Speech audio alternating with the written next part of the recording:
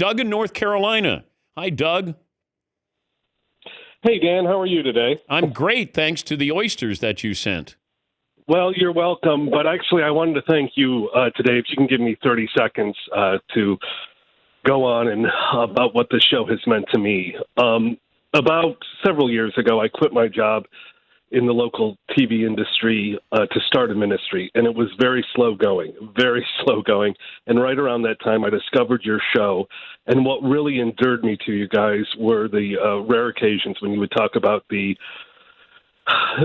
slow start to the Dan Patrick radio show. And I told you a year ago you need to write a book that starts with that story of you drinking beer at a pizza parlor. But what has stayed with me about that story specifically was the ending where Paulie gives you a pep talk and walks into his room, calls his wife and says, I think I made the worst mistake of my life. And that's been inspiring to me because I knew how it ended up for you guys. And this nonprofit that we started has had a great year. We've helped pay $500,000 in rental support. I think we're making a difference. But I sincerely mean I would have quit a long time ago. Pardon me. If I didn't discover your show. You guys kept me going by talking about your humble days, and it's meant a great deal to me. And so thank you, and I hope this little token shows my appreciation. Doug, thank you. Thank you for being a loyal listener, and always look forward to your phone calls. And just give me the Cliff Notes version. We were just starting the show, and we were in Burbank, and we were doing the first week of shows. And I had not done mornings before. I'm in Los Angeles. I'm so proud to be morning drive radio in Los Angeles. And we got done with the show. I didn't think it was a good show. I don't think management thought it was very good. And Paulie took both barrels from management. I mean, he took it. And I'm watching this happen at the end of the show, the last 10 minutes, and he's getting dressed down. He's getting berated. And I walked out to him, and I said, what? He goes, no, don't worry about it. Don't worry about it. Just finish up the show. We got done. I said, what the bleep happened? And then he told me. And I was just so disappointed that we tried. We were trying. We were trying to figure this out. And I remember walking from the radio station, and I was going back to my hotel. And it's 9:15 in the morning. And I go by this pizzeria, and, the guy's in there mopping. They're not opening up for a couple of hours. I'm banging on the door. Banging. And the guy goes, no, we're not open. I said, can I get a pitcher of beer? And he's like, yeah, come on in. So I think he realized I needed a beer. It's like a movie scene. Maybe not a pitcher of beer, but I thought, oh my God, I never should have left ESPN.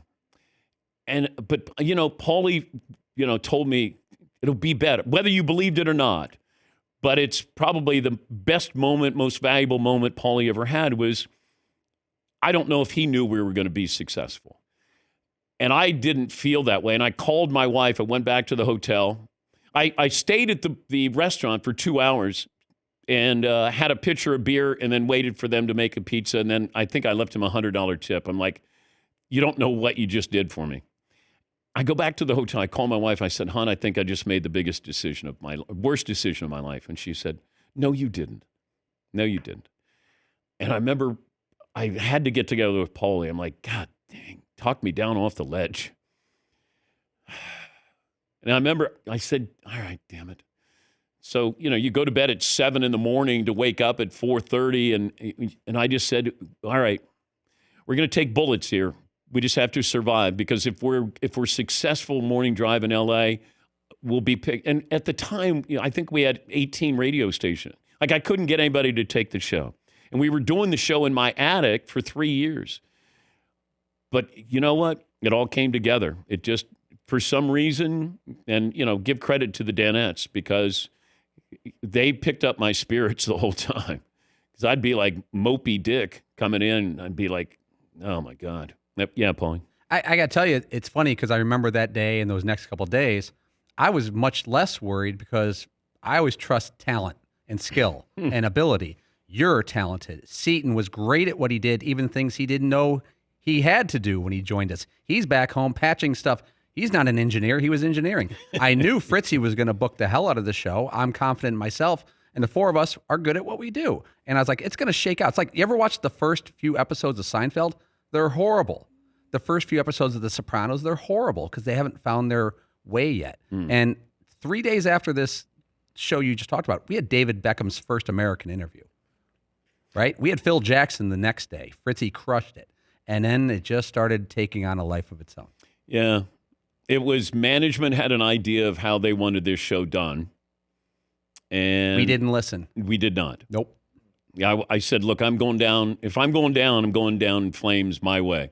Because this is why, part of the reason why I left ESPN is I wanted to do it my way. And we outlasted everybody. But it's a testament to everybody involved in this because, man, I lacked confidence, that's for sure.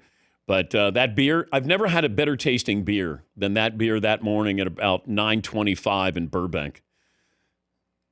I have to go by that pizzeria, see if they're open for business. I was at the breakfast bar at the hotel eating leftover omelets or something for the morning crew. Yeah. Anywho, we're all together here, and that's all that matters, Todd. Many years later. Yeah. 11. Many years later. Yeah. How many years later?